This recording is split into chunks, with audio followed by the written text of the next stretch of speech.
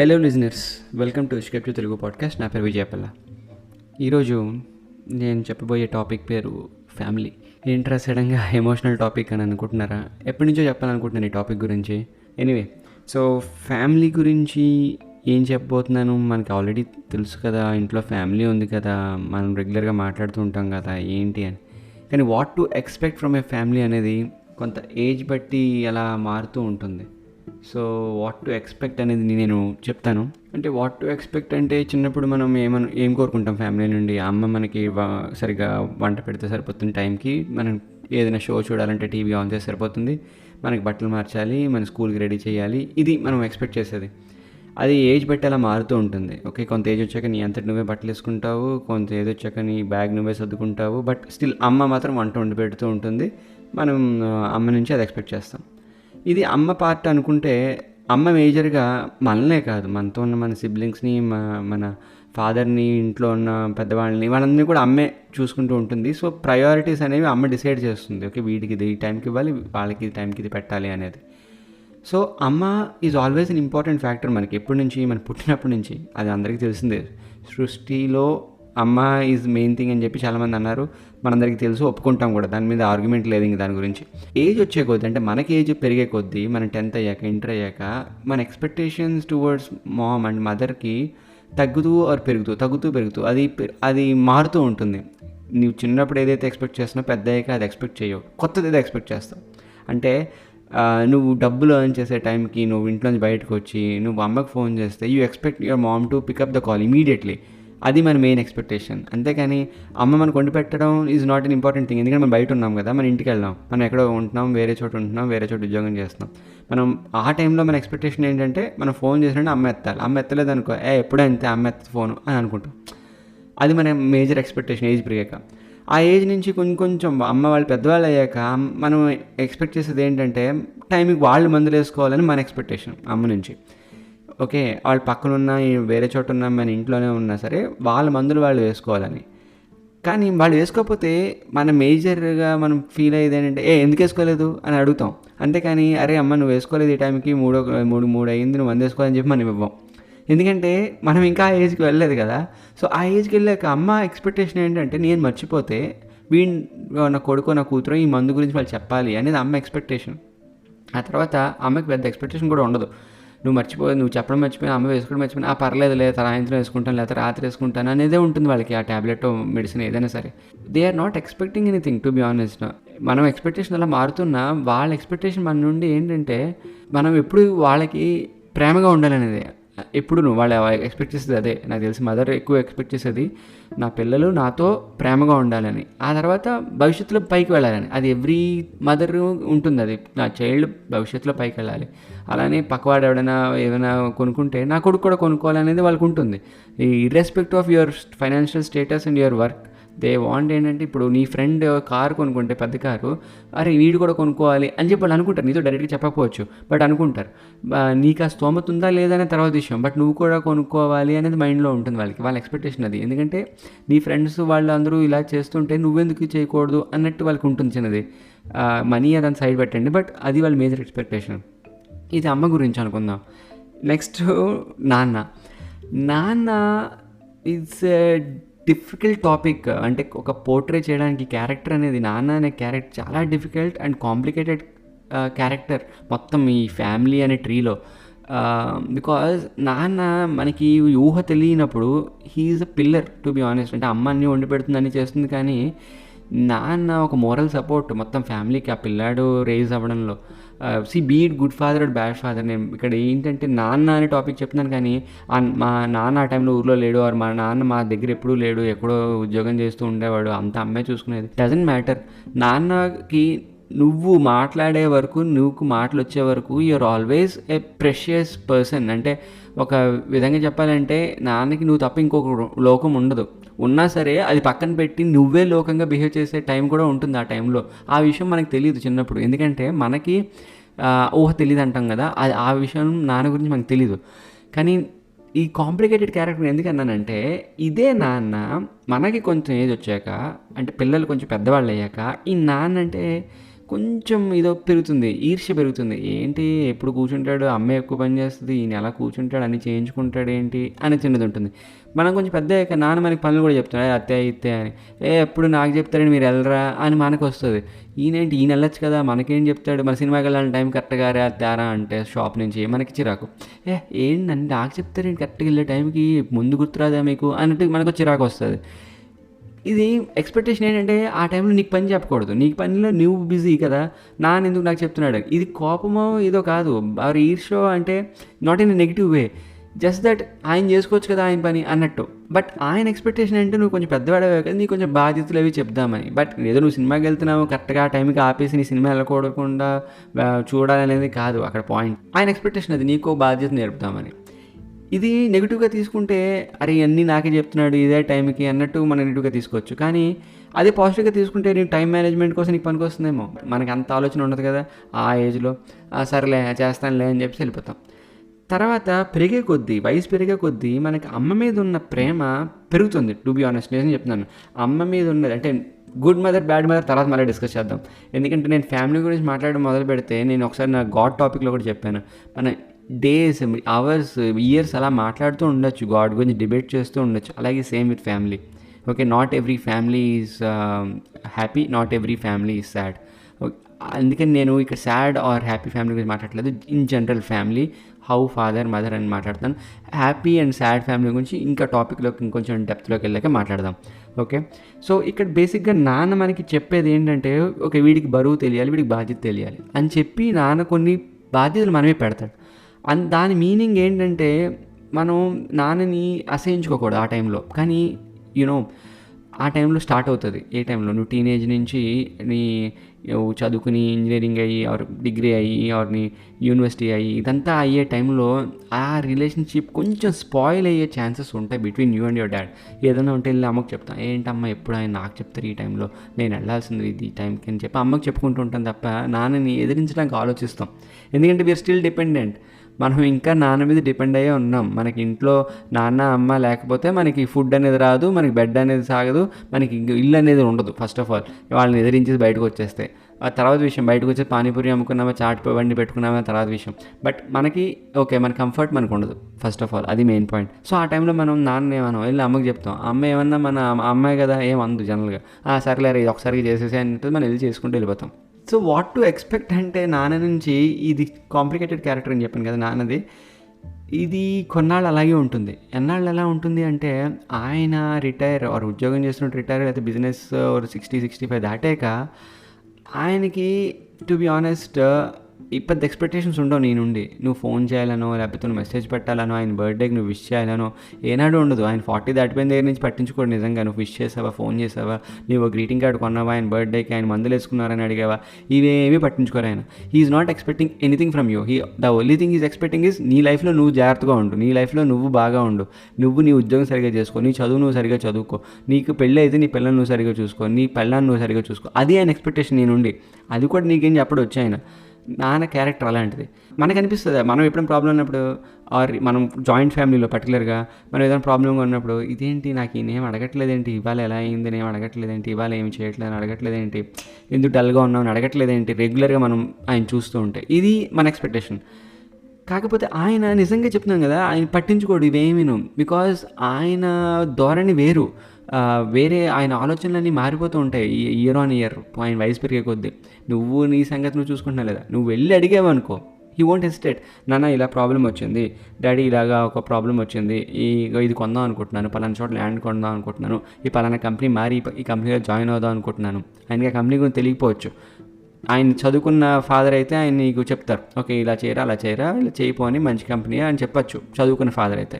Are లేదనుకో ఆయన is not an educated person అనుకో, నువ్వు అడగవు ఫస్ట్ ఆఫ్ ఆల్, నీకే తెలుసు అరే ఆయన అడిగిన వేస్ట్, ఆయనకి ఏం తెలియదు, ఏ కంపెనీ ఏం తెలియదు, నేనే డిసైడ్ అవుతాను. నీకు బ్రదర్ ఉన్నాడు అనుకో, బ్రదర్ని అడుగుతావు, నీకు సిస్టర్ ఉంది అనుకో, సిస్టర్తో షేర్ చేస్తావు, వాళ్ళు కూడా డమ్ అనుకో, నువ్వుకే డెసిషన్ తీసుకుని నువ్వే చెప్తావు, అరే నేను మారిపోయాను ఇలాగా అలాగే. అందుకే నేను కాంప్లికేటెడ్ క్యారెక్టర్ అన్నాను ఫాదర్ అనేది. మళ్ళీ బ్యాక్ వస్తాను నేను గుడ్ ఫాదర్ బ్యాడ్ ఫాదర్ గురించి. ఇప్పుడు సిబ్లింగ్స్ గురించి మాట్లాడుకుందాం. మన ఫ్యామిలీలో జనరల్గా సిబ్లింగ్స్ కనుక ఉంటే ఓకే, సిబ్లింగ్స్ లేకపోతే నువ్వు సోలో క్యారెక్టర్ అంటే నువ్వేం సారీగా ఫీల్ అవ్వాల్సిన పని లేదు, you are in a better position అనొచ్చు. సిబ్లింగ్స్ ఉంటే కొన్ని కాంప్లికేషన్స్ ఉంటాయి, లేకపోతే ఒకటే కాంప్లికేషన్ వాళ్ళు లేరనేదే. వాళ్ళు ఉంటే కనుక ఈ కొన్ని కాంప్లికేషన్స్ అన్నాను కదా నేను, పెద్ద చిన్న అనే కాంప్లికేషన్ ఉందనుకోండి, నీకన్నా వాళ్ళు 3-4 ఏళ్ళు పెద్ద అనుకోండి, ఆల్మోస్ట్గా కలిసి పెరుగుతూ ఉంటారు. ఈ లోపల అమ్మ నాన్న ఎందుకు మళ్ళీ వేరే బొమ్మలు కొనడం, ఎందుకు మళ్ళీ వేరే బ్యాగ్ కొనడం అని చెప్పి పెద్దవాళ్ళు ఇవన్నీ చిన్నవాళ్ళకి ఇవ్వడం జరుగుతుంది. ఇది కామన్ ప్రతి ఫ్యామిలీలో. పర్టికులర్గా నేను చెప్పేదంతా మిడిల్ క్లాస్. ఓకే, ఇప్పుడు అంబానీ అలా ఇస్తాడా అంటే నాకు తెలీదు, ఐ డోంట్ నో. అలా ఇవ్వకపోవచ్చు ఆబ్వియస్లీ కదా. సో కానీ మిడిల్ క్లాస్లోను, లోవర్ మిడిల్ క్లాస్లోను ఇలాంటివి జరుగుతూ ఉంటాయి. అప్పర్ మిడిల్ క్లాస్లోను పెద్దవాళ్ళు అవన్నీ కింద చిన్నవాళ్ళకి ఇవ్వడం. మేజర్గా 2 అబ్బాయిలు అయితే పెద్దవాడి బట్టలు చిన్నవాడికి కూడా ఉంచడం, ఇది కామన్. అమ్మాయిలకు కూడా సేమ్ థింగ్.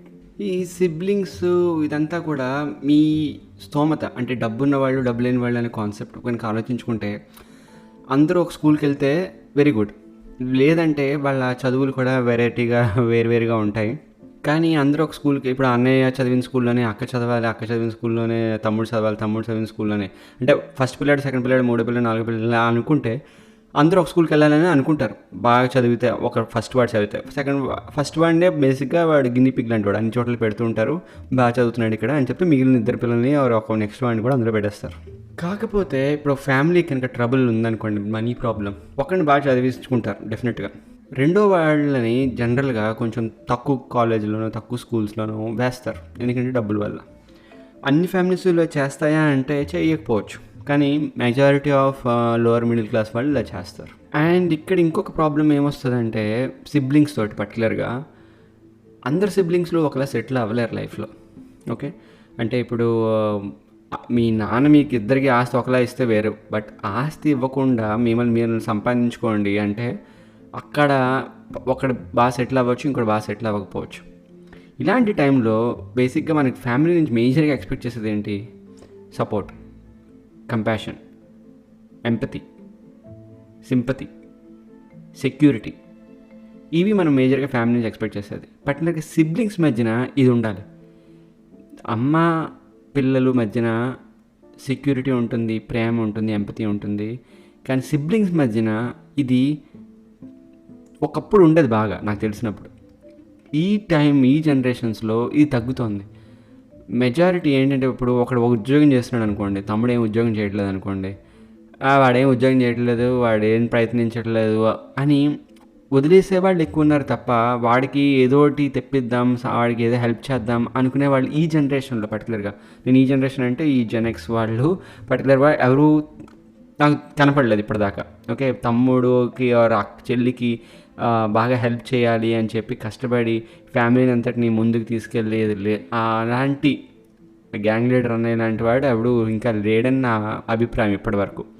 అలాంటి వాళ్ళు నా చిన్నప్పుడు ఉండేవారు. నాకు హెల్ప్ చేసిన మా అన్నయ్య కూడా ఉన్నాడు, ఫ్యామిలీని ముందు తీసుకెళ్ళి ఏదో ఒకటి హెల్ప్ చేద్దాం, ఏదో ఒకటి చేద్దాం అనేది. కానీ ఈ జనరేషన్కి ఎందుకు లేదంటే దానికి వేరియస్ రీజన్స్ ఉన్నాయి. మేజారిటీగా నాకు కనిపించిన రీజన్ ఏంటంటే దూరం. బేసిక్గా వీళ్ళు పెరిగే విధానం, వాళ్ళు పెరిగే విధానం ఒక 3-4 ఇయర్స్ గ్యాప్లో చాలా ఫాస్ట్గా మూవ్ అవుతుంది world. The way of thinking కూడా చాలా మారుతుంది బిట్వీన్ 3-4 ఇయర్స్ గ్యాప్లోనే. వాళ్ళు వాడని యాప్స్, వాళ్ళు వాడని సోషల్ మీడియా స్టఫ్ అదంతా వాళ్ళ తమ్ముళ్ళు, పిల్లలు వాళ్ళందరూ వాడుతున్నారు ఇప్పుడు ఆల్మోస్ట్. సో అది వాళ్ళకి వీళ్ళకి ఉన్న మధ్యన గ్యాప్ వల్ల అరే వాడు ఏం పనికిరాని వాడురా అని చాలా లేబుల్ వేయడం చాలా ఈజీ. కాకపోతే హెల్ప్ చేయడం అనేది మనం ఫ్యామిలీ నుంచి నేర్చుకుంటాం ఫస్ట్. మన బ్రదర్కో సిస్టర్కో హెల్ప్ చేయడం అనేది నేర్చుకుంటాం ఫస్ట్. సేమ్ థింగ్ మనకి రిలేటివ్స్ కూడా ఉంటారు. ఫ్యామిలీ అంటే రిలేటివ్స్ కూడా ఇన్వాల్వ్. నేను క్లోజ్డ్ ఫ్యామిలీ అంటే ఇప్పుడు మీ 4-3 గురించి నేను చెప్పట్లేదు, మీ సిబ్లింగ్స్, మీ మమ్మీ డాడీ అంటే. ఇప్పుడు రిలేటివ్స్ కూడా ఉంటారు. రిలేటివ్స్ అనేది మళ్ళీ ఒక పెద్ద టాపిక్. బేసిక్గా అప్పు చేయని ఫ్యామిలీ లేదు, నిప్పు పెట్టని రిలేటివ్ లేరు, దాచిపెట్టని నిజం లేదు ఫ్యామిలీలో. ఫ్యామిలీ అంటే ఇవన్నీ కామన్, ఇవన్నీ ఉంటేనే అది ఫ్యామిలీ. నేను మెజారిటీగా చెప్పేది ఏంటంటే, ఇప్పుడు మీ పేరెంట్స్ని, మీ సిబ్లింగ్స్ని మీరు ఎలా చూసుకుంటున్నారు అనేది చాలా ఇంపార్టెంట్ మీ లైఫ్లో. దట్ విల్ డిఫైన్ మీ లైఫే కాదు, మీ పిల్లల లైఫ్ కూడా. ఇప్పుడు మీరు మీ అమ్మ నాన్నకి రెస్పెక్ట్ ఇవ్వకపోతే మీతో పాటు పెరిగే పిల్లలు, మిమ్మల్ని చూసి పెరిగే పిల్లలు మీకు రెస్పెక్ట్ ఇవ్వాలా వద్దని ఆలోచిస్తారు పెద్దయ్యాక. ఇది ఒక పెద్ద సైకిల్. బేసిక్గా ఏంటంటే ఒక 3 జనరేషన్స్ అనుకుందాం. ఇప్పుడు ఫస్ట్ జనరేషన్ వాళ్ళు సెకండ్ జనరేషన్ వాళ్ళు సరిగ్గా ట్రీట్ చేయలేదు, ఆర్ సెకండ్ జనరేషన్ వాళ్ళు ఫస్ట్ జనరేషన్ వాళ్ళు సరిగ్గా ట్రీట్ చేయలేదని థర్డ్ జనరేషన్ వాళ్ళు ఏదైతే చూస్తున్నారో వీళ్ళు ఈ సెకండ్ జనరేషన్ వాళ్ళు సరిగ్గా ట్రీట్ చేయరు. అది ఒక సైకిల్. మీరు ఆలోచించుకోండి, మీ ఫ్యామిలీలో అలా జరిగిందేమో అని. మీ గ్రాండ్ ఫాదర్ వాళ్ళు మీ పేరెంట్స్ సరిగ్గా ట్రీట్ చేయకపోతే, మీ పేరెంట్స్ వాళ్ళు మీ గ్రాండ్ ఫాదర్ని కొంచెం వాళ్ళ వయసు అయ్యాక వాళ్ళని ట్రీట్ చేయరు. ఇది చూసిన మీరు మీ పేరెంట్స్ని ట్రీట్ చేయాలో వద్దని ఆలోచిస్తారు. డైలమాలో ఉంటారు, ఇదేంటి ఇలా ట్రీట్ చేస్తున్నారు, ఇలా చేయకూడదు కదా అని. బట్ మీరు ఇలాగే ట్రీట్ చేయలేమో కదా అని మీరు అనుకుంటారు పెద్దయ్యాక. సో ఈ సైకిల్ని ఒక జనరేషన్ బ్రేక్ చేయాలి ఫుల్గా. అంటే వాళ్ళు అంటే ఈ థర్డ్ జనరేషన్ నుంచి ఫోర్త్ జనరేషన్కి వెళ్తుంది కదా, వీళ్ళు ఫోర్త్ జనరేషన్ వాళ్ళు కి ఇవేమి చెప్పకూడదు బేసిక్గా. ఒక జనరేషన్ ఇలా జరిగిందిరా పాస్ట్లో, అప్పుడు మీ తాతగారు ఇలా చేశారు, మీ పెద్ద తాతగారు ఇలా చేశారు, మీ ముత్తాతగారు ఇలా చేశారు. ఇది గతం గురించి తవ్వుకోవడం చాలా ఇష్టం చాలామందికి, చుట్టాలలోనూ మనుషుల్లో. బేసిక్గా గతంలో ఇలా అయ్యిందంటే ఏదో చెయ్యాలి, వాళ్ళకి ఏదో అవ్వాలి ఇలాగా అని ఆలోచించుకుని గతం గురించి ఆలోచించుకుంటూ బతుకుతున్న వాళ్ళని నాకు ఇప్పటికీ తెలుసు. నాకు అలాంటి వాళ్ళు ఐ పిటీ దెమ్. నాకు తెలిసింది ఏంటంటే, if you forgive God will forgive. అది నాకు తెలిసినంత వరకు. అంటే నువ్వే క్షమించకపోతే నిన్నెవరో క్షమించాలని నువ్వు ఎలా ఎక్స్పెక్ట్ చేస్తున్నావు? సో ఎవరైనా ఏదైనా తప్పు చేస్తే, మనుషులు అన్నాక తప్పులు చేయడం సహజం. ఫ్యామిలీ అన్నాక ఈ తప్పులు ఇంకా ఎక్కువ అవుతాయి. మీ ఫ్యామిలీలోనే మీరు ఆలోచించుకోండి, మీకు తెలియకుండా జరుగుతాయి కొన్నిసార్లు. ఇప్పుడు మీరు ఏదైనా ఊరు వెళ్ళిపోయారు ఏదో ఉద్యోగానికి, మీకు అక్కడ లోకల్లో మీ పేరెంట్స్ వేరేగా ఉన్నారు, చుట్టాలు ఏదో మాట అన్నారు, ఇది కామన్. అంతేకాని ఇప్పుడు వాళ్ళు ఏదో అన్నారని చెప్పి మనం వాళ్ళతో గొడవ పెట్టేసుకుంటామా? లేదు కదా. సో బేసిక్గా మనం వాళ్ళ నుంచి ఎక్స్పెక్ట్ చేసేది ఏంటంటే సపోర్టే. ఎవరైనా సరే ఫ్యామిలీ అంటేనే సపోర్ట్. మెయిన్గా ప్రాబ్లమ్స్లో ఉంటే మనకు సపోర్ట్ చేయాలి. మనం హ్యాపీగా ఉన్నప్పుడు వాళ్ళతో మనం షేర్ చేసుకుంటే వాళ్ళు మనతో పాటు హ్యాపీగా ఎంజాయ్ చేయాలి మనం ఏదైతే అచీవ్ చేసామో. So empathy and kindness, responsibility, honesty, integrity, family time, okay, self compassion, so ఇవన్నీ మనం ఎక్స్పెక్ట్ చేస్తాం ఫ్యామిలీ నుండి. ఇవి లేకపోతే కనుక వీటిల్లో ఏదైనా ఒక లోపం జరిగినా సరే మనకి కొంచెం కోపము, చిరాకు, ఏంట్రా వీడు ఇలా చేస్తున్నాడు, ఇంత వయసు వచ్చింది వీడికి, ఎప్పుడు మనమే హెల్ప్ చేయాలా, వాళ్ళు ఎప్పుడు మనకి హెల్ప్ చేయరా, ఇవి చాలా కామన్. కానీ నువ్వు ఒక హెల్ప్ చేస్తున్నావు అంటే దాని మీనింగ్ ఏంటంటే వాళ్ళ నుంచి హెల్ప్ ఎక్స్పెక్ట్ చేయకూడదనే మెయిన్ హెల్ప్. నువ్వు దాని హెల్ప్ అనుకైతే నువ్వు బిజినెస్ అనుకో. ఇప్పుడు ఎవడైనా నీకు నీ దగ్గర నుంచి ఏదైనా హెల్ప్ అడిగాడు. సపోజ్ నువ్వు ఈ కార్ బ్రేక్ డౌన్ అయిపోయింది, వాడి కార్ బ్రేక్ డౌన్ అయిపోయింది, నీ కార్ తీసుకుని రమ్మన్నాడు, వెళ్ళావు నువ్వు, వాడిని తీసుకొచ్చి మళ్ళీ డ్రాప్ చేస్తావు, వాడి కార్ రిపేర్ చేయించి మళ్ళీ వాళ్ళకి తీసుకెళ్ళి ఆ హెల్ప్ అంతా చేసావు, whatever it is, your ఫ్రెండ్కో ఎవరికైనా సరే. దట్ డజంట్ మీన్ రేపు నీ కార్ బ్రేక్ అయితే వాడు ఎక్కడున్నా వచ్చి పరిగెట్టి రావాలనేది ఎక్స్పెక్టేషన్ పెట్టుకోకూడదు. అది మెయిన్ పాయింట్. నువ్వు ఇక్కడ ఫ్యామిలీ కూడా అదే వర్క్ అవుతుంది, ఈవెన్ విత్ యువర్ ఫ్రెండ్స్.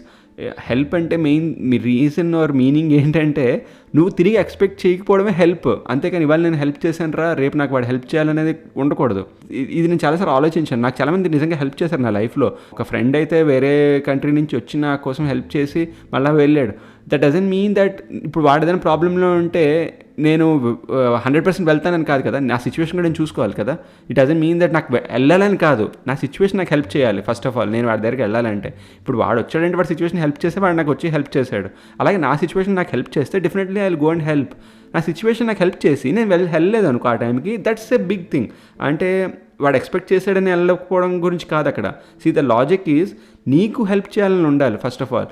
నీకు అది కనుక లేకపోతే నువ్వు వెళ్ళి హెల్ప్ చేసినా నువ్వు ఏదో పుణ్యం ఏదో ఎక్స్పెక్ట్ చేస్తే డెఫినెట్గా రాదు.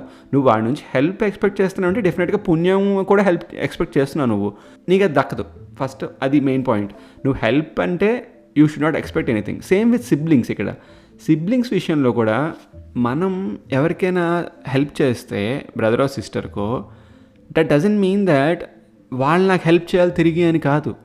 వాళ్ళు హెల్ప్ చేయకపోయినా ఇట్స్ ఓకే, నువ్వు ప్రాబ్లంలో ఉన్నా ఏదైనా ఉన్నా. బట్ ఎంపతి అనేది చూపించాలి యాజ్ ఎ సిబ్లింగ్. ఎందుకంటే తల్లి గర్భంలో అందరూ పుట్టరు. నేను అనేది అందరూ అంటే మళ్ళీ మనం అందరం అక్కడి నుంచి వస్తాం. కానీ ఇప్పుడు మీ సిబ్లింగ్స్ ఎవరైతే ఉన్నారో మీ మమ్మీ మీ మదర్ వూమ్ నుంచి మీరే పుట్టారు కదా. ఆ స్పేస్ ఏదైతే ఉందో అది చాలా సీక్రెట్ స్పేస్. అది ఎవరు వెళ్ళరు ఆ స్పేస్కి. Okay, only you could go. మీరు అక్కడి నుంచే వచ్చారు, మీ సిబ్లింగ్స్ అక్కడి నుంచే వచ్చారు. సో మీరు అందరూ కలిసి ఒక రూమ్ని షేర్ చేసుకున్నారు మీ మదర్లో. అది చాలా పవిత్రమైనది. అంత రూమ్ షేర్ చేసుకున్న మీరు, సేమ్ రూము మీరు షేర్ చేసుకున్నారు మీ మదర్ దగ్గర. అలాంటిది it's a bond for your life. అలాంటి లైఫ్ని, అలాంటి బాండ్ని మీరు ఎంపతి అనేది చూపించాలి. ఇప్పుడు వాడికి పడిపోయాడు అనుకోండి, మీ బ్రదర్ పడిపోయాడు అనుకోండి, మీరు అడగండి, అరే తగిలిందా దెబ్బ, ఆర్ యూ ఓకే అని అడగండి, తప్పులేదు. అంతేకాని లేస్తావులే ఇంకా అని చెప్పి అన్నం కాదు. బికాజ్ వాడు ఎవడో కాదు, అదే స్పేస్లో నీకన్నా నీ తర్వాత నీ ముందో వాడు అదే స్పేస్ని వాడు షేర్ చేసుకుని మీ మదర్ తోటి వాడు బయటకు వచ్చాడు. అలాంటి వాడికి నువ్వు లేపేసి వాడి కాళ్ళు కడిగేసి రక్తం వస్తూ ఉంటే వాడికి చుట్టూ కట్టేసి ఏమని ఎవ్వడూ ఎక్స్పెక్ట్ చేయట్లేదు. The only thing basic bond or good relationship నువ్వు మెయింటైన్ చేయాలంటే ఆర్ యూ ఓకే, ఈ ఒక్క చాలు. వాడు అనుకుంటాడు, అడిగాడు నా బ్రదర్, నాకు అడిగాడు నా సిస్టర్, నాకు అడిగింది, ఐఎమ్ ఓకే అని.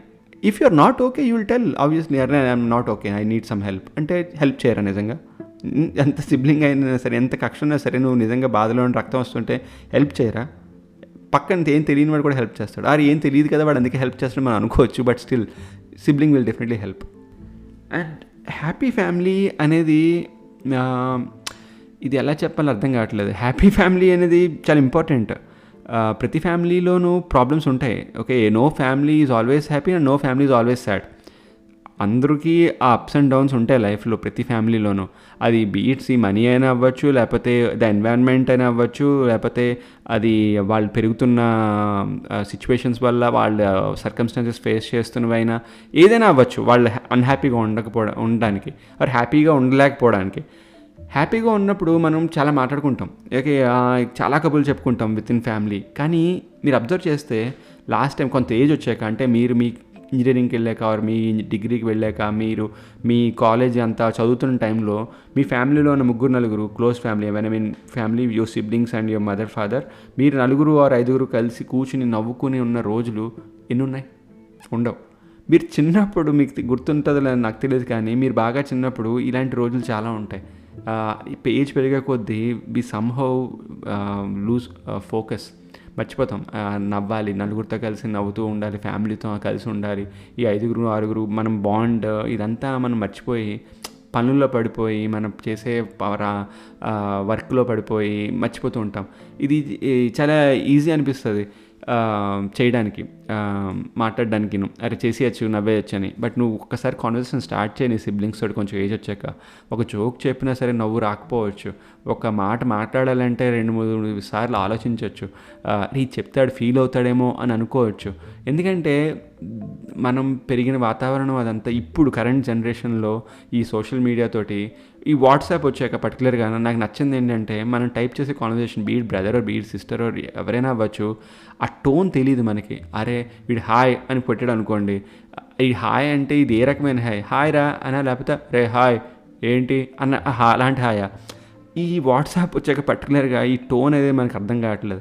ఒక ఫోన్ చేసి మాట్లాడుకుని కబుర్లు చెప్పుకునేది అంతా పోయి, అంతా ఇప్పుడు వాట్సాప్లో మొత్తం భారతం అంతా అక్కడ నడిపిస్తున్నాం మనం.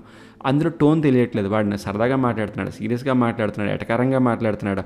అసలు నా దృష్టిలో రిలేషన్షిప్స్కి కొంచెం పాడవడానికి కారణం సోషల్ మీడియా. ఇది వచ్చాక ఏంటంటే విష్ చేయడానికి జస్ట్ ఒక మెసేజ్ పెట్టేస్తే అయిపోయేది. పూర్వం అయితే ఇంటికి వెళ్ళి విష్ చేసేవారు, ఎందుకంటే ఫోన్లు ఉండేవి కాదు. ఆ తర్వాత ల్యాండ్లైన్లు వచ్చాయి. ల్యాండ్లైన్లు వచ్చాక రాకపోవడం వీలు కాకపోతే ఫోన్ చేసి చెప్పేవారు, అది చాలా రేర్గానే. ఆ తర్వాత సెల్ ఫోన్లు వచ్చాయి, ఇంకెక్కడుంటే అక్కడ ఫోన్ చేసి విష్ చేసేవారు, అట్లీస్ట్ మార్నింగ్ 12 o'clock ఎప్పుడప్పుడు. ఆ తర్వాత వాట్సాప్లు, ఇన్స్టాగ్రామ్లు ఇవన్నీ వచ్చాయి. ఆ తర్వాత జస్ట్ మెసేజ్ పెట్టేస్తున్నారు అంతే, హ్యాపీ బర్త్డే రా అని, లేకపోతే హ్యాపీ యానివర్సరీ అని, లేకపోతే వినాయక చవితి శుభాకాంక్షలు అని, లేకపోతే హ్యాపీ న్యూ ఇయర్ అని ఫోన్ చేసి చెప్దాం అనేది కూడా ఉండట్లేదు. అంటే టైం లేక అంటే, పూర్వం కూడా టైం లేదని చెప్పుకోవచ్చు కదా. అలా అయితే ఇప్పుడు టైం ఎందుకు లేదు? నీ ప్రయారిటీస్ పెరిగిపోయాయి. బేసిక్గా ఫ్యామిలీ కన్నా, నీ సిబ్లింగ్స్ కన్నా, వాళ్ళందరికన్నా నీ ప్రయారిటీస్ మారిపోయాయి. ఏంటి, ఈ సోషల్ మీడియాలో ఇంకోటి ఏదో నీ మేజర్ ప్రయారిటీ అయ్యింది అనుకుందాం, అంతే. అదంతా రీజన్ ఏంటంటే సోషల్ మీడియా అని బ్లేమ్ చేయలేము, ఎందుకంటే సోషల్ మీడియా ఉంది, కానీ నువ్వు దాన్ని అంతలా యూజ్ చేసుకోవాలా లేదా అనేది నీ ఓన్ పాయింట్, నువ్వు డిస్కస్ చేసుకోవాల్సింది నీతోటి. సో అంటే బ్లేమ్ మనం పెట్టుకుంటే అలాగా ఏదో ఒకటి దొరుకుతుంది మనకి చెప్పాలంటే, సిబ్లింగ్తో బాండింగ్ కానీ దేని గురించి అయినా మనం వీ కెన్ బ్లేమ్ ఎవ్రీథింగ్ లైఫ్లో.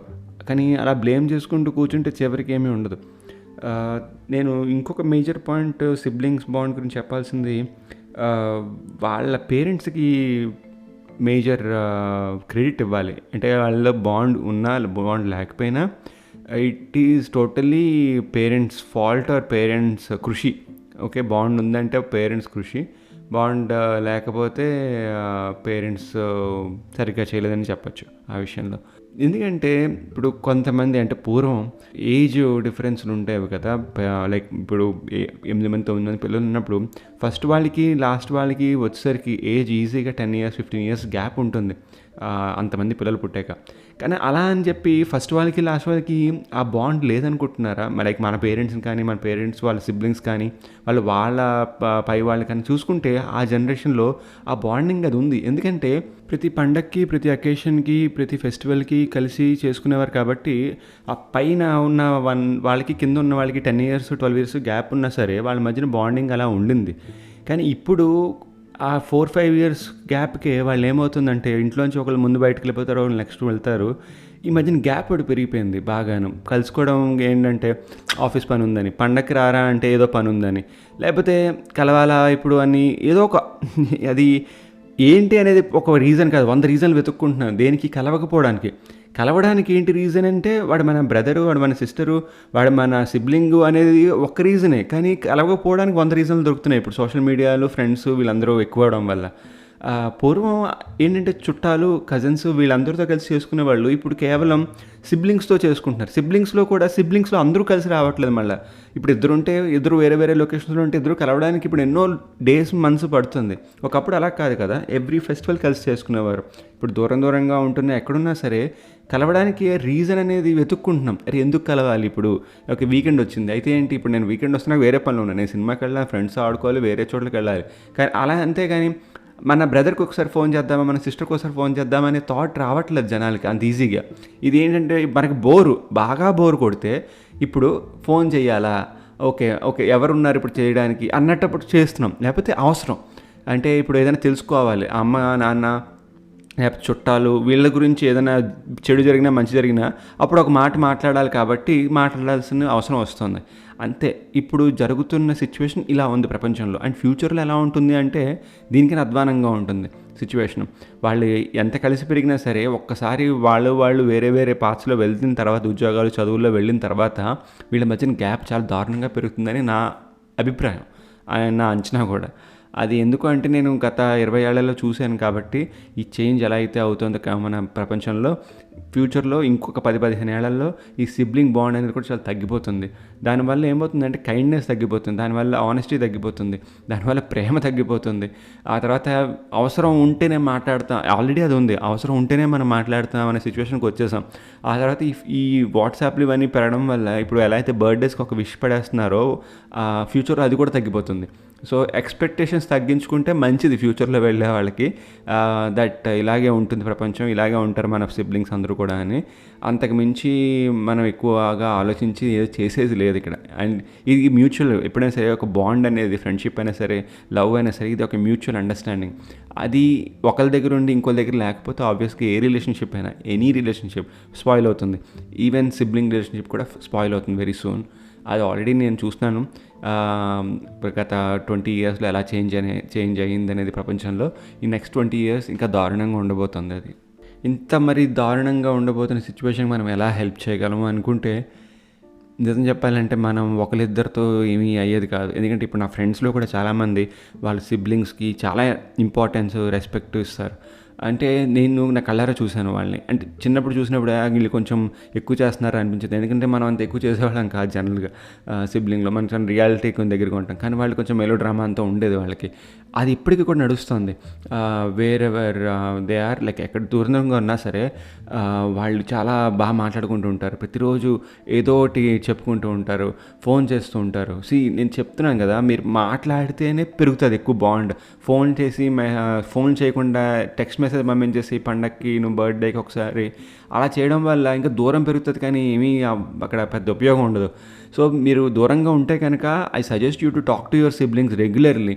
ఎంత రెగ్యులర్ అంటే ఎవ్రీ ఈవినింగ్ మీ ఫ్రెండ్స్తో ఎలా అయితే మాట్లాడతారో మీ సిబ్లింగ్స్తో కూడా అలాగే మాట్లాడాను. అవునో టాపిక్స్ ఏమి ఉండవు వాళ్ళతో మాట్లాడడానికి, వాళ్ళు బిజీ, మా లైఫ్లో మేము బిజీ అని మీరు అనుకోవచ్చు.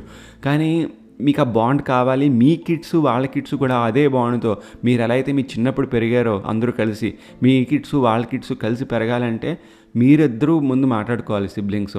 ఆ తర్వాత వాళ్ళిద్దరిని కూడా, పిల్లలందరినీ కూడా ఇంట్రడ్యూస్ చేసుకోవాలి, రెగ్యులర్గా ఆడుకోవాలి, పరిచయాలు పెంచుకోవాలి. సో ఇదంతా ఒక చెప్తూ ఉంటే మాకు తెలీదా ఇది అన్నట్టు అనిపిస్తుంది, కానీ నిజంగా ప్రాక్టికల్గా ఎవరు చేయడం లేదు.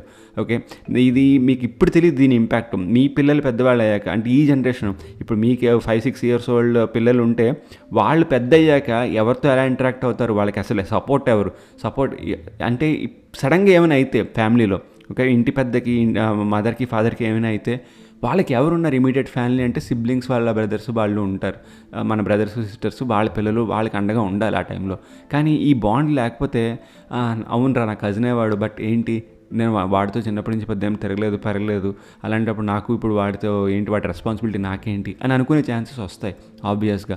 సో మనకి ఫ్యూచర్లో ప్రపంచంలో ముందుకెళ్తున్నప్పుడు ఫ్యామిలీ బాండింగ్ అనేది చాలా ఇంపార్టెంట్, సపోర్ట్ అనేది ఇంపార్టెంట్. మనం ముందు మాట్లాడుకున్నాం ఫ్యామిలీ వాళ్ళు ఏంటి మేజర్గా కావాల్సిందే అని. సో అది ఇన్ కేస్ మనం లేకపోతే ప్రపంచంలో మన పిల్లలకి ఎవరు అనేది ఏంటంటే మన ఫస్ట్ గుర్తొచ్చేది మనకి మన సిబ్లింగ్, వాళ్ళ పిల్లలు మన సిబ్లింగ్స్. సో అది మనం మైండ్లో పెట్టుకుని, అంటే ఇది బిజినెస్ డీల్ కాదు, యాజ్ ఏ బ్లడ్ రిలేషన్షిప్ నేను చెప్తున్నాను. ఆ బ్లడ్ రిలేషన్షిప్ ఉంది కాబట్టి వాళ్ళు ఇమీడియట్గా సపోర్ట్కి రావాలి, వాళ్ళ హెల్ప్ చేయాలి, వాళ్ళు ఆ ప్రేమను పంచాలి. బికాజ్ ఒక సిచ్యువేషన్, అలాంటి సిచ్యువేషన్ వచ్చినప్పుడు ఒక వ్యాక్యూమ్ క్రియేట్ అవుతుంది. ఆ వ్యాక్యూమ్లోకి we need to fill in something. Okay, అక్కడ ఏదో ఒకటి ఉండాలి. అది father love and mother love లేనప్పుడు we'll always go for third love. అది యూజువల్గా కాలేజ్లో ఉన్నప్పుడు అమ్మాయినో అబ్బాయినో వెతుక్కుంటుంటాం. బట్ అది యంగేజ్లో కనుక పిల్లలు తగిలితే they don't know what to do. Okay, వాళ్ళ లైఫ్ అంతా, మైండ్ అంతా పాడైపోతుంది. అలాంటప్పుడు దట్స్ వెన్ సిబ్లింగ్స్ వాళ్ళ పిల్లలు వాళ్ళు వచ్చి ఫిల్ చేయాలి అలాంటి గ్యాప్స్ని. సో ఇది చెప్పాను కదా, చాలా పెద్ద టాపిక్, అలా చెప్పుకుంటూ పోతే అలా వెళ్ళిపోతూనే ఉంటాం మనం. ఈ టాపిక్లో ఇంకా ఎక్కువ మాట్లాడుకోవచ్చు. ఇంకొక పర్సన్ ఉంటే ఎక్కువసేపు డిబేట్ కూడా చేసుకోవచ్చు, ఇది తప్పు అది రైట్ అనుకుంటున్నాను. Because every person is different ఇలాంటి సిచ్యువేషన్స్లో. మన టాపిక్ ఇనీషియల్గా మాట్లాడినప్పుడు గుడ్ ఫ్యామిలీ, బ్యాడ్ ఫ్యామిలీ అని అనుకుంటున్నాం. బ్యాడ్ ఫ్యామిలీ ఇప్పటిదాకా మనం మాట్లాడుకుంది ఒక యావరేజ్ అండ్ గుడ్ ఫ్యామిలీ వరకే. కానీ బ్యాడ్ ఫ్యామిలీ అంటే ఇప్పుడు పిల్లల్ని కొట్టే ఫాదర్ కానీ, మదర్ కానీ, గ్రాండ్ ఫాదర్ కానీ, గ్రాండ్ మదర్ కానీ, అలానే గ్రాండ్ ఫాదర్కి గ్రాండ్ మదర్కి ఉన్న రిలేషన్షిప్ విత్ పేరెంట్స్ కానీ, వాళ్ళకి వీళ్ళకి నచ్చకపోవడం, గొడవలు, అవన్నీ పిల్లలు చూడడం, అలా పెరిగిన తర్వాత ఇది చాలా కామన్. మళ్ళీను ప్రతి ఫ్యామిలీలో ఉంటుంది. అంటే మీరు సౌత్ అనే కాదు, నార్త్కి వెళ్ళినా సరే, నేను నా మార్వాడి ఫ్రెండ్స్ కానివ్వండి, వేరే నార్త్ ఇండియన్ ఫ్రెండ్స్ కానివ్వండి, వాళ్ళ ఫ్యామిలీలో కూడా ఈ గొడవలు ఉన్నాయి. ఫ్యామిలీ అంటే పేరెంట్స్కిను వాళ్ళ గ్రాండ్ పేరెంట్స్కి మధ్యన గొడవలు అంతాను.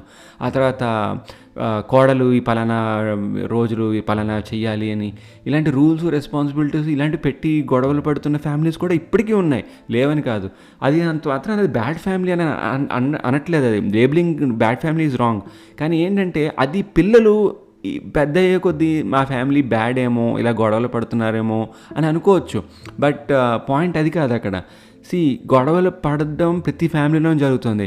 కానీ ఆ గొడవని మర్చిపోయి ముందుకు వెళ్ళి, ఎందుకంటే లైఫ్లో గొడవ లేనిది ఎక్కడా లేదు. నీ ఆఫీస్లో గొడవ ఉండదా? నీకు ఉంటుంది. బట్ నువ్వు అక్కడ ఆఫీస్లో పని చేస్తావు ఎందుకు? జీతం కోసం, అంతే. కానీ ఫ్యామిలీలో గొడవ పడి నువ్వు లేదు నేను మానేస్తాను, మీ ఫ్యామిలీలో ఉండను, బయటకు వచ్చేస్తాను అని చెప్పేసి నువ్వు నీ హస్బెండ్ ఆర్ వైఫ్ కలిసి బయటకు వచ్చేసారు అనుకోండి, ద ప్రాబ్లం ఏంటంటే ఇక్కడ ఈజీ టు బ్రేక్ అవుతుంది కదా రిలేషన్షిప్. కానీ ఆఫీస్లో అలా అవ్వట్లేదు. నీకు ఎవరితో ఏదో గొడవ ఉందో వాడిని నువ్వు రోజు చూస్తున్నా, వాడితో పైకి నవ్వుతున్నా మాట్లాడుతున్నావు, వాడితో నీకు వాడి బిహేవియర్ నచ్చకపోయినా, వాడి వర్క్ నచ్చకపోయినా, ఏదైనా సరే, ఎందుకు? Just for salary.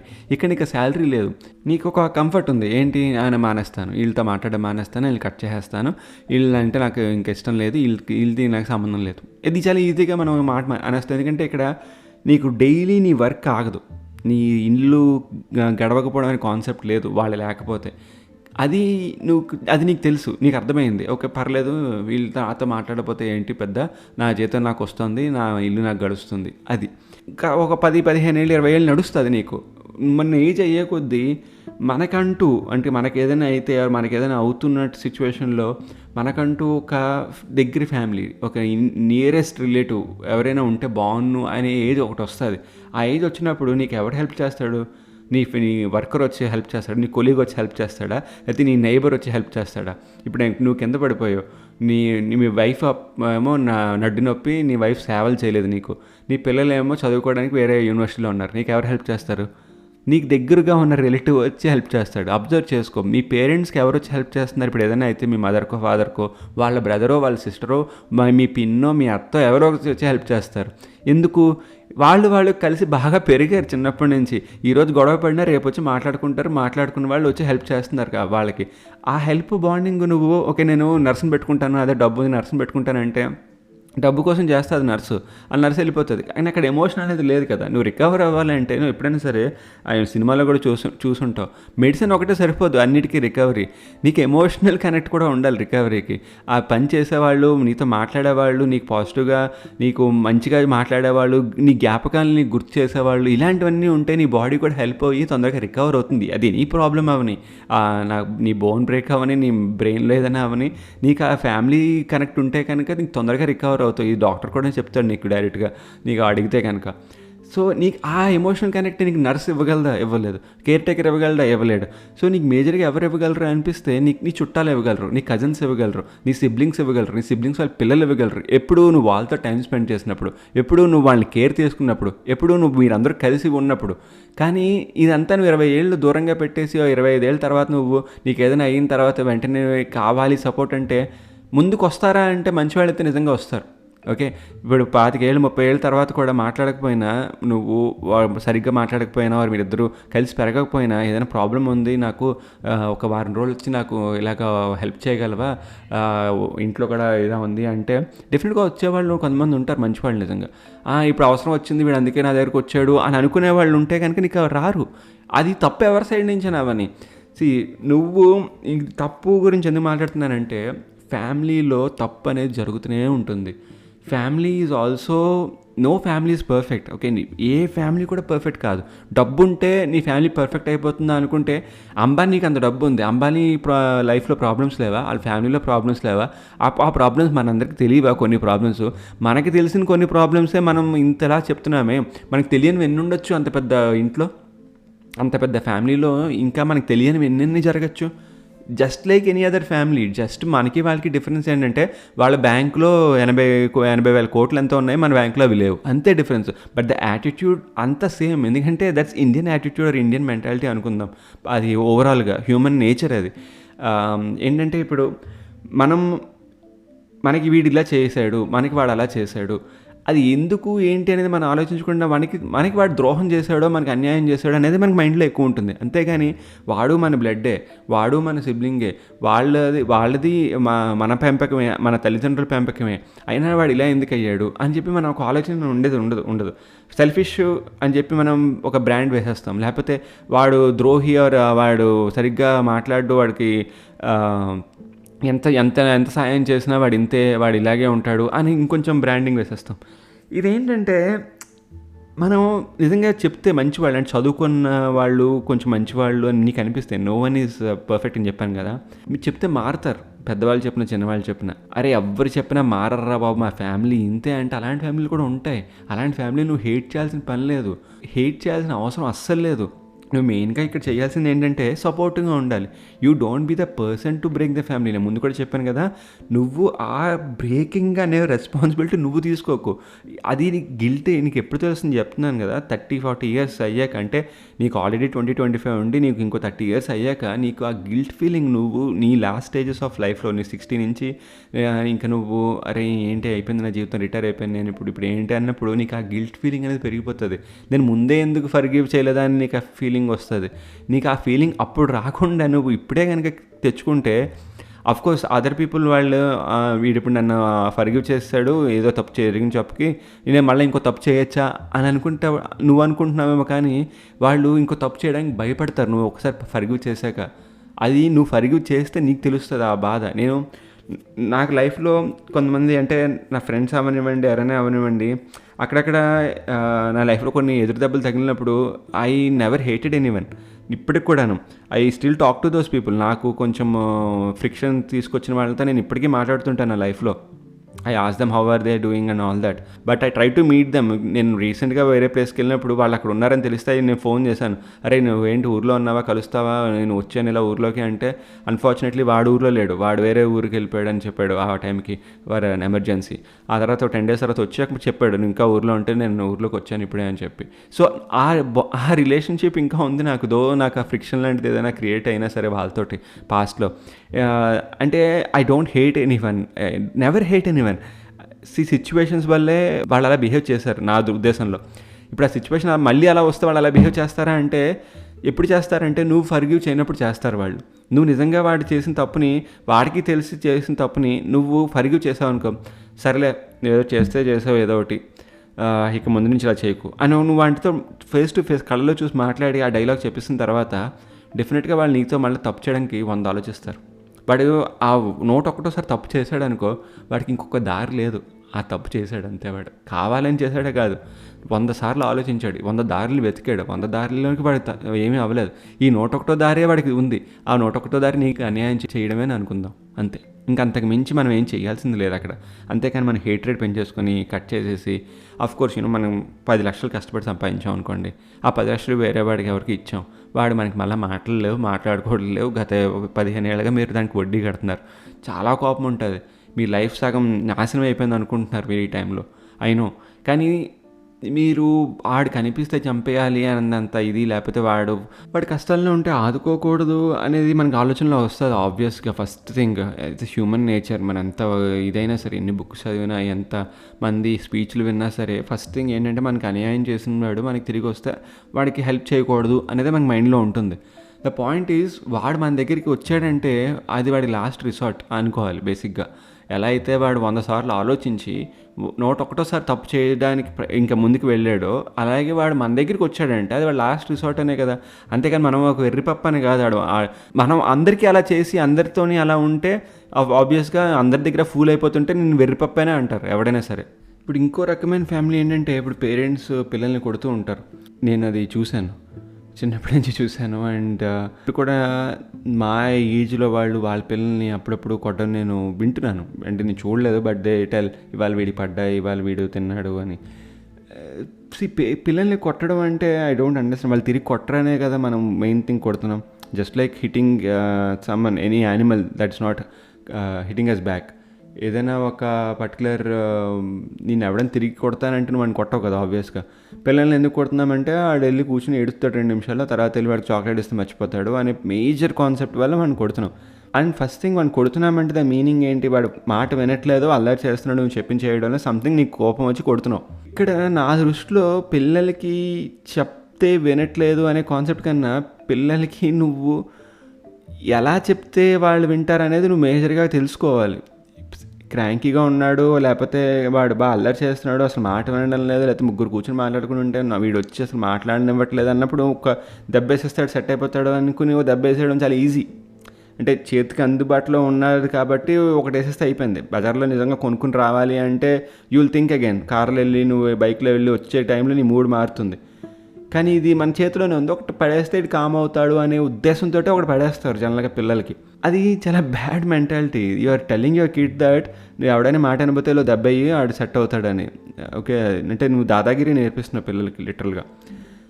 అప్పుడప్పుడు భయం కోసం అంటారు, కానీ భయం నిజంగా పెట్టాలా కొన్నిటికి? అంటే ఇప్పుడు మాన్స్టర్ ఉంది అవన్నీ వేరు, అలాంటి భయం నేర్పించవచ్చు పిల్లలకి. నువ్వు అలా కూర్చోబెట్టచ్చు, డార్క్ రూమ్లో పెట్టేస్తాను నువ్వు అల్లరి చేయకపోతే, ఇదంతా okay, that's good to some extent. కానీ పిల్లల్ని కొడితే వాళ్ళకి భయం వస్తుంది అంటే నీ మీద ప్రేమ మర్యాద కూడా తగ్గిపోతుంది. అంటే 3 yearsకి 4 yearsకి 5 yearsకి వాళ్ళది తర్వాత గుర్తుండదు అని నువ్వు అనుకోవచ్చు, కానీ ఈ దెబ్బ వేయడం ఎప్పుడైతే మొదలవుతుందో అది కంటిన్యూ అయిపోతుంది నీకు. 6 yearsకి 7 yearsకి కూడా నువ్వు ఒక దెబ్బ వేస్తే సెట్ అవుతాడు అని నీ మైండ్లోకి అది వచ్చేస్తుంది. నాకు తెలిసిన చాలామంది పిల్లలకి పడేవి చిన్నప్పుడు. ఇట్స్ వెరీ కామన్ ఆ జనరేషన్. అంటే మన పేరెంట్స్ జనరేషన్లో దెబ్బ పడేయడం చాలా కామన్. ఆ తర్వాత జనరేషన్లో కొంచెం తగ్గింది అది, అండ్ ఇప్పుడు జనరేషన్లో తగ్గుతుంది. టు బి ఆనెస్ట్, స్కూల్లో కూడా తగ్గుతుంది అదంతాను. That's really good. పిల్లల్ని కొడితే నేర్చుకుంటారు అంటే ఇంకా రోజు కొట్టచ్చు, ప్రతి దానికి కొట్టచ్చు. అలా అయితే వాళ్ళని ఛాంపియన్ చేసేయచ్చు కొట్టేసి వాళ్ళని. పాయింట్ అది కాదు కదా. మనం వాళ్ళకి ఎలా చెప్తే వాళ్ళు వింటారనేది మనకి స్కిల్ అది. అది మనం నేర్చుకోవాలి. అది మనం నేర్చుకోం. మనకేంటంటే ఒకటి పడేస్తే సెట్ అవుతాడు అనేది మనకు తెలుసు. అందుకని ఈజీ రౌట్ బేసిక్గా. మనం కష్టపడకుండా చేసేది. ఒక దెబ్బ మంచి దగ్గరే ఉంటాడు కాబట్టి ఒకటి వేసేస్తే అయిపోద్ది. ఇప్పుడు వాడిని కొట్టే రేంజ్కి మనం వెళ్తున్నామంటే దాని meaning we're not capable of handling them, we're not capable of teaching them, we're not capable of telling them what to do in a right way or in a proper way. అది parents fault. ఒక 20 ఏళ్ళ 30 ఏళ్ళ క్రితం parents చేశారంటే వాళ్ళకి అవగాహన లేదు ఇలా ఈ పేరెంటింగ్ అంటే ఇలా చేయాలి అనేది. కానీ ఇప్పుడు చాలా పుస్తకాలు వచ్చాయి, చాలా వీడియోస్ చూస్తున్నారు మీరు యూట్యూబ్లో అంతాను. అలాంటప్పుడు కూడా మీరు పిల్లలకి కొడుతున్నాము అంటే I feel sorry for you, not for the kid. మీరున్న సిచ్యువేషన్కి నేను చాలా బాధపడుతున్నాను. ఇప్పుడు I don't want comment more on that, but కొట్టకండి. పిల్లల్ని కొట్టి పెంచడం దానివల్ల రిలేషన్షిప్ డెఫినెట్గా పాడవుతుంది. మీ ఇద్దరూ కలిసి కొడుతూ ఉంటే ఇద్దరి మీదన వాడికి he will look for a third person. చెప్తున్నాను నేను, ఇది మైండ్లో పెట్టుకోండి. ఇప్పుడు పేరెంట్స్ ఇద్దరు పిల్లల్ని కొడుతున్నారు అంటే థర్డ్ పర్సన్కి ఎంటర్ అయ్యే ఛాన్స్ మీరు ఇస్తున్నారు. ఇప్పుడు ఇద్దరిలో ఒకరే కొడుతున్నారు, ఇంకొకరు ప్రేమగా ఉంటారు అంటే మీరు కొట్టిన వాళ్ళ మీద హేట్రేట్ పెరగడానికి ఛాన్స్ ఉంటుంది. వాళ్ళకి గుర్తుండదు అని మీరు అనుకుంటున్నారు, కానీ ఈ కొట్టే విధానం అనేది అలా మీకు తెలియకుండానే కొనసాగుతుంది. ఇక్కడతో ఆపేస్తాను ఇంకో కొట్టను అని అనుకున్న ప్రతిసారి మీరు మళ్ళీ నెక్స్ట్ టైం ఎప్పుడో ఇంకోసారి కొడుతూనే ఉంటారు.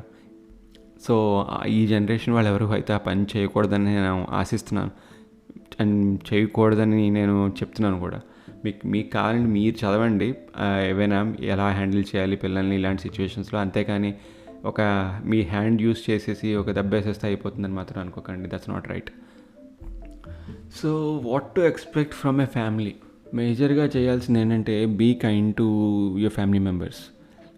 ఫ్యామిలీ మెంబర్సే కదా అని ఒక మాట అనేయడం కాదు. Be kind to them. ఆ తర్వాత ఆనెస్ట్గా ఉండండి. అంటే వాళ్ళ డ్రెస్ వాళ్ళు ఏదో నచ్చలేదు అనుకోండి, ఒకలా ఉంది నీకు అని చెప్పడం కన్నా దీనికన్నా నువ్వు ఇంకో కలర్ వేసుకుంటే బాగుంటుంది కదా అని అలా చెప్పండి. అంతేగాని the way we frame words కదా చాలా ఇంపార్టెంట్. అది బయట వాళ్ళకైనా ఫ్యామిలీకైనా. మనం చాలా రిఫైన్డ్గా మాట్లాడతాం ఆఫీస్లో, కానీ ఇంటికి వచ్చేసరికి మాత్రం ఇది మనోడే కదా అని చెప్పి 2-3 మాటలు ఎక్కువ అంటాం. అది కొంతవరకు పర్లేదు, కొంత ఏజ్ వరకు కూడాను. కొంత ఏజ్ పెరిగే కొద్దీ ఏంటంటే మన మైండ్ సెట్ మారుతుంది కదా ఏజ్ పెరిగే కొద్దీ. అప్పుడు ఇలాంటి వర్డ్స్ అవన్నీ నచ్చవు జనాలకి. ఆ తర్వాత వెరీ ఇంపార్టెంట్ పాయింట్ ఇంకోటి ఏంటంటే, ఇప్పుడు మీ పిల్లాడికి 3 years అప్పుడు పెన్సిల్ వర్క్ లేదా క్రేయాన్స్ ఇది ఇచ్చారనుకోండి, అది వాడు తీసుకెళ్ళి గోడ మీద రాస్తాడు. ఇప్పుడు ఇదే పిల్లాడికి మీరు 10 ఏళ్ళ తర్వాత అదే క్రేయాన్ ఇచ్చారనుకోండి, వాడు తీసుకెళ్ళి గోడ మీద రాస్తాడు అని అనుకోవడం మన తప్పు. అదే ఫస్ట్ పాయింట్. మనం వీడు గోడ మీద రాసేస్తాడా అని అనుకోవడం మన తప్పు. మనం వాడు ఏం చేయగలడు దాంతో అనేది వెయిట్ చూద్దాం. ముందు మనం జడ్జ్ చేసేయకూడదు. కానీ వాడు అదే తప్పు చేస్తాడని అనుకుని వాడికి క్రేయాన్ ఇవ్వకపోవడం ఇంకా పెద్ద తప్పు. So there are series of changes. మీరు మారాలి, బేసిక్గా మీ మైండ్ సెట్ మారాలి. ఒక 20 ఏళ్ల క్రితం వాడు ఎలా ఉన్నాడో 20 ఏళ్ల తర్వాత వాడు అలాగే ఉంటాడు అని అనుకోవడం మన తప్పు.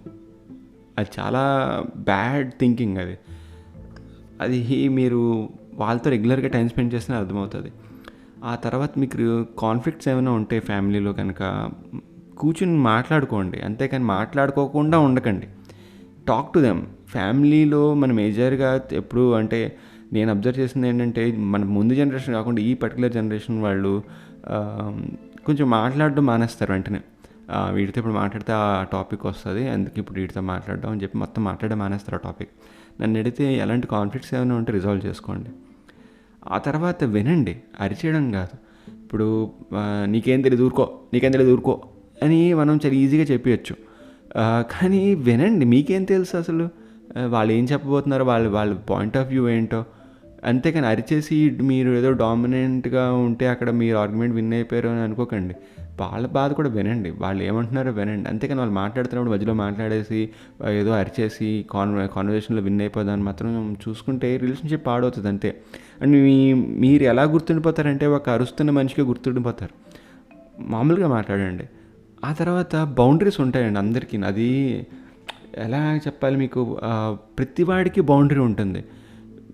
నాకు అప్పుడప్పుడు బిట్వీన్ ఫ్రెండ్స్ అయినా సరే, బెస్ట్ ఫ్రెండ్స్ అయినా సరే, ఫ్యామిలీ అయినా సరే, ప్రతి మనిషికి ఒక బౌండరీ ఉంటుంది. That's why we're all humans. Boundary లేకుండా మనకేమీ లేదు కదా.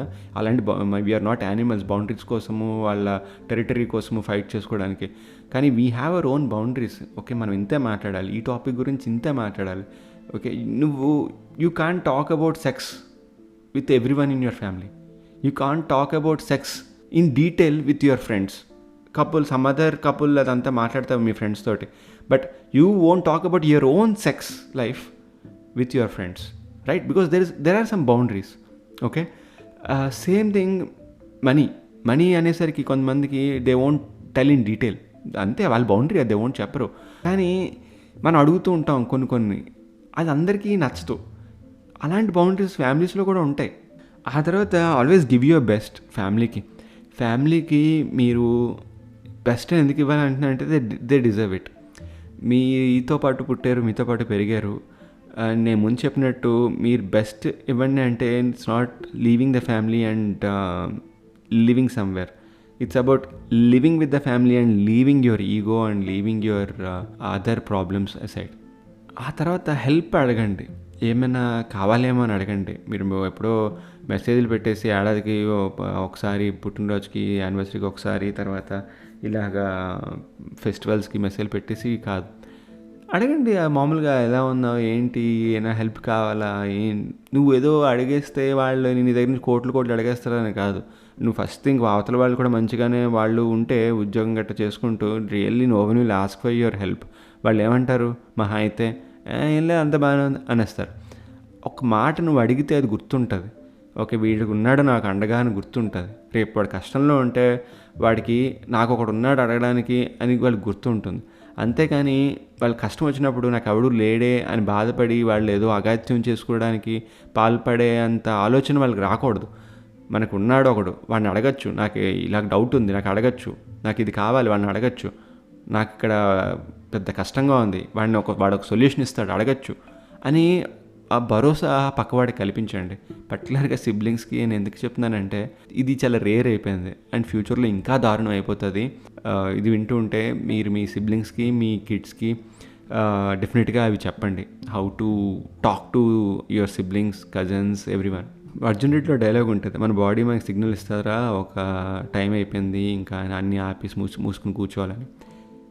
అది నిజమైన డైలాగ్. అది మన బాడీ మనకి చెప్తుంది, అరే అయిపోయింది నీ టైం, మేము ఎక్కువ చేస్తున్నావు, కొంచెం రిలాక్స్ అవ్వని.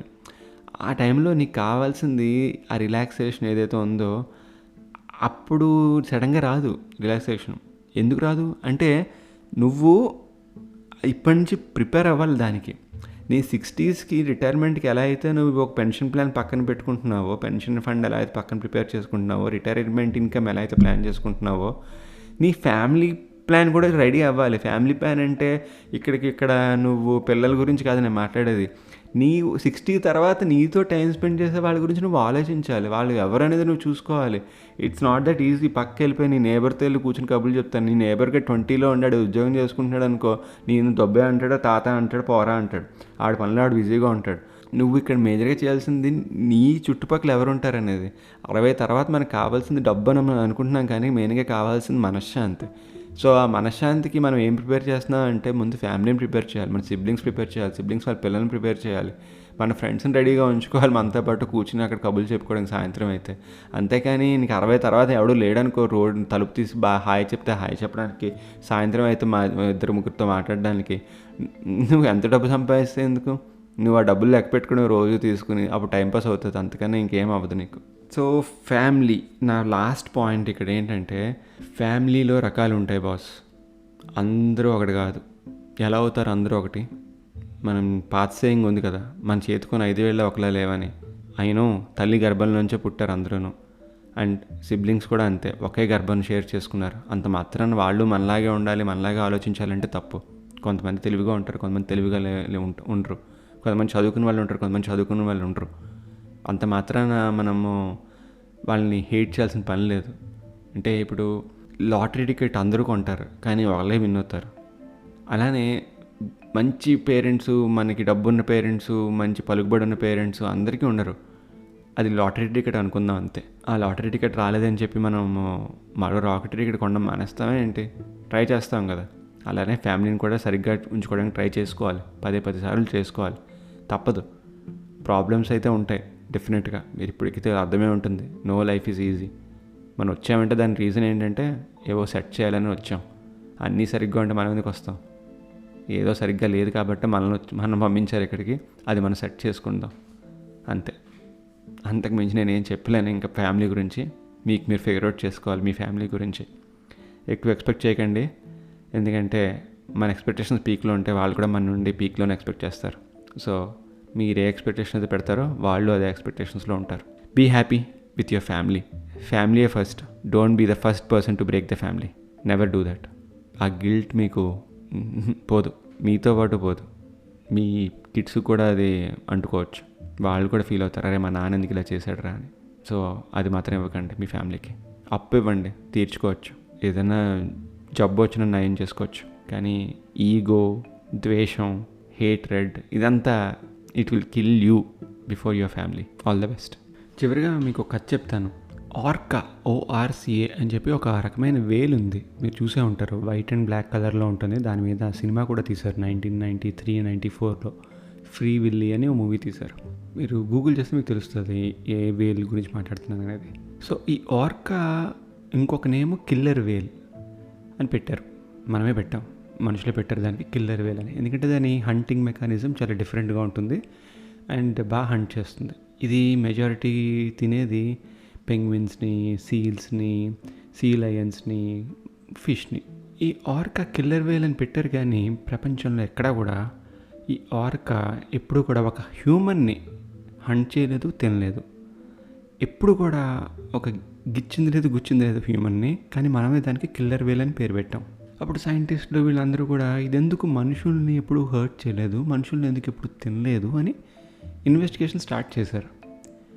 అలా స్టార్ట్ చేసినప్పుడు వాళ్ళకి తెలిసింది ఏంటంటే ఈ ఆర్కా తాలూకు ఫ్యామిలీలో, అంటే వాళ్ళ parents, grand parents, great grand parents వీళ్ళందరూ కూడా ఎప్పుడు కూడా హ్యూమన్స్ని తినద్దు అని అనుకున్నారు. అంటే హంట్ చేయలేదంటే ఎప్పుడూ. సో పేరెంట్స్, గ్రాండ్ పేరెంట్స్ ఎప్పుడు హంట్ చేయలేదు కాబట్టి పుట్టిన వాళ్ళకి, వాళ్ళు అప్పుడప్పుడే పెరుగుతున్న వాళ్ళకి కూడా వీళ్ళని ఏమి చేయకూడదు అని అవి ఎప్పుడు హంట్ చేయలేదంట హ్యూమన్స్ని. అవి ఏం తినాలి, ఏం తినకూడదని వాటి పేరెంట్స్, వాటి గ్రాండ్ పేరెంట్స్ చెప్పడం వల్ల, అంటే తరతరాలుగా అది అలా రావడం వల్ల అవి ఇప్పటికీ అలాగే ఫాలో అవుతున్నాయి. మన పేరెంట్స్, గ్రాండ్ పేరెంట్స్ ఏవైతే చేస్తామో అంటే అవే చేస్తాం జనరల్గా పెద్దయ్యకు కూడా. వాడు ఇలా ఉన్నారు కాబట్టి మనం అలాగే ఉండడానికి ప్రయత్నిస్తాం. కొంచెం బుర్రన్న వాళ్ళు ఎవరైనా ఉంటే ఏది మంచి ఏది చెడు అని చూసుకుని దానిలో మళ్ళీ మాడిఫై చేసుకుంటూ మారుతూ ఉంటారు. ఇప్పుడు ఒక యానిమల్ అలా ఫాలో అయిందంటే దాని మీనింగ్ మనం ఎంత ఇంపార్టెంట్ అనేది మనం ఆలోచించుకోవాలి మన ఫ్యూచర్ జనరేషన్కి, మన పిల్లలకి కూడా. సో పిల్లలు చెప్తే వినరు, కొడితే వినరు, అది మర్చిపోతారు. కానీ నువ్వు ఏం చేస్తున్నావో అదే వాళ్ళు చూస్తారు, అలాగే పెరుగుతారు. అది మన మైండ్లో పెట్టుకుందాం.